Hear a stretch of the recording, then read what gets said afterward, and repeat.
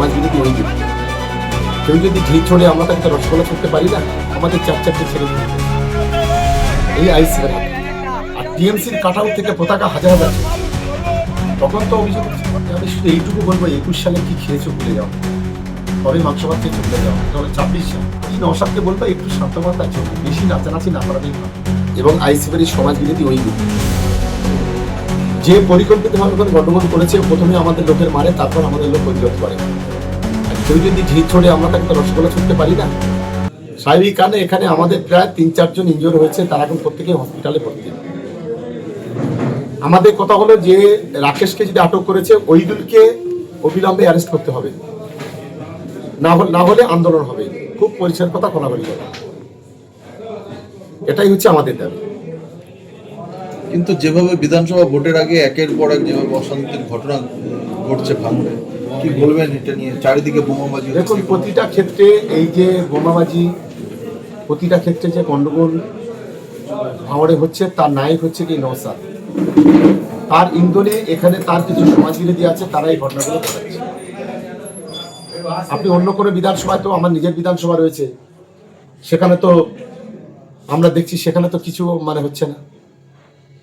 কিন্তু এখানে আমরা যত শান্তি রাখার চেষ্টা করছি, আমরা অনেক ধৈর্য ধরে সহ্য করে আমরা যত এগোনোর চেষ্টা করছি, তত বেশি করে এটা গণ্ডগোল করার চেষ্টা করছি।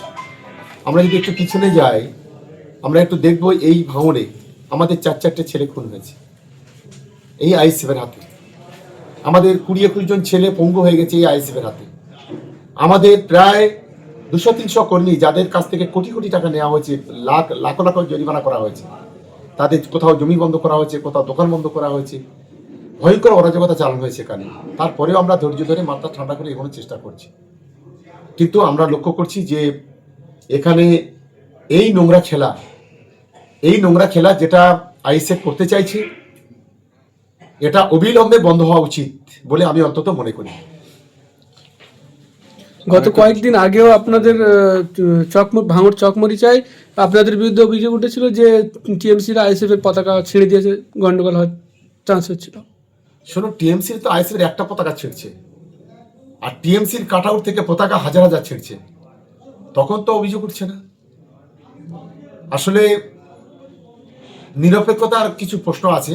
আসলে মিডিয়ার যেমন কোনো নিরপেক্ষতা নেই, তেমনি করে আরো কিছু স্তরে আছে যেখানে নিরপেক্ষতা নেই, যার কারণে এই ঘটনাগুলো ঘটছে।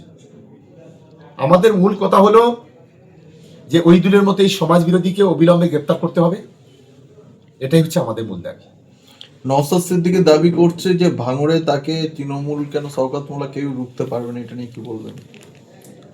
সে তো পাগলও বলে। ওকে আমি শুধু এইটুকু বলবো, 21 সালে কি খেয়েছো ভুলে যাও, কবে মাংস ভাত খেয়েছো ভুলে যাও। এটা হলো 26 সাল। দাঁতে দাঁত রেখে চোখে চোখ রেখে লড়াই হবে। 1 ইঞ্চি জমি ভাঙড়ের মাটিতে তৃণমূল কংগ্রেস ছাড়বে না।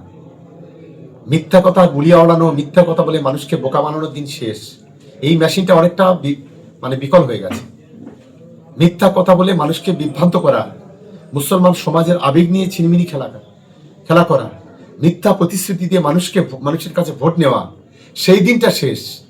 আমি প্রশ্ন করতে চাই, কোথায় গেল মেডিকেল কলেজ, কোথায় গেল ভাঙড়ের রাস্তাঘাট, কোথায় গেল বিদ্যুৎ, কোথায় গেল ভাঙড়ের উন্নয়ন, কোথায় গেল ভাঙড়ের শান্তি? এই প্রশ্নটাই ওকে করতে চাই। ফলে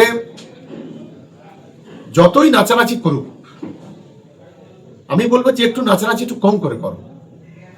দেখবেন ছেলেরা বেশি যদি নাচে, এই নাচতে নাচতে কারো হাত ভাঙে, কারো পা ভাঙে, এটা আপনারা দেখবেন। ছোটবেলায় যারা আমরা ফুটবল খেলতাম, বেশি ছোটাছুটি করলে, বেশি দৌড়াদৌড়ি করলে, বেশি নাচানাচি করলে হয় পা ভাঙতো, না হয় পায়ে চোট হতো।